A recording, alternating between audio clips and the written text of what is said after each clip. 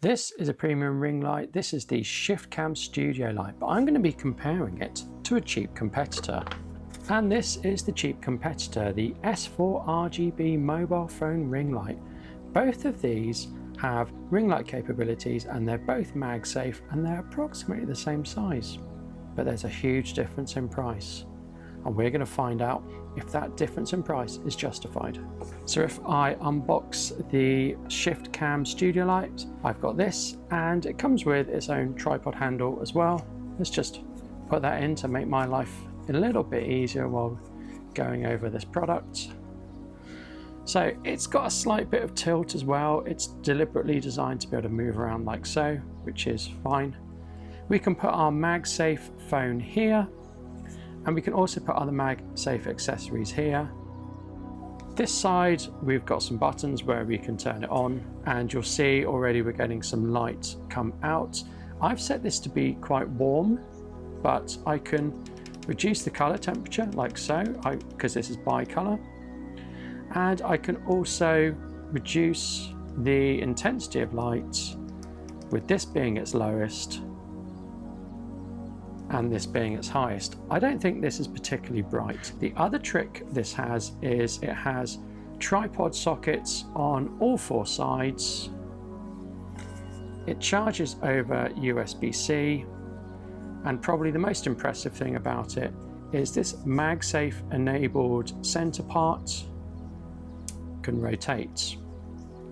So with this being able to rotate, when I put my mobile phone on via MagSafe, I can use the ring light with the selfie camera, or I can quickly turn this around so that the ring light is used with the rear cameras. So this ShiftCam Studio ring light costs £90. So this is the budget version. This costs £43. Now you'll see this center part, which has the MagSafe ability, is fixed. You can't move it around. However, you do get MagSafe on both sides, which is very useful as well. So I can take my MagSafe phone and I can attach it like this, or I can attach it like this. So in many respects, it works in exactly the same way as the ShiftCam one. It's just not as stylish. We've got tripod mounts on all four sides, just like the ShiftCam one. This is a little bit heavier, does charge over USB-C, but the benefit of this one is I personally think it's brighter. So I'm going to turn the intensity up.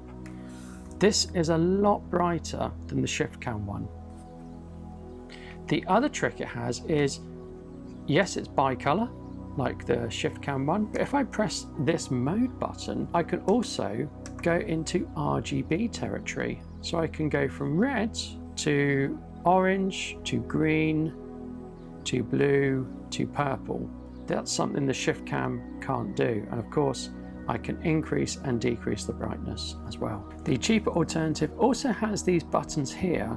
I'm not really sure what the use of them is, but I can turn off this side part on either side of the ring light. Now, I've got to confess, I'm not sure why you would want to do that, but if you do not want this bit turned on or not want this bit turned on, you can very easily turn them on or off with a single button press. Now the ShiftCam one is a little bit lighter and a little bit smaller than this cheaper one.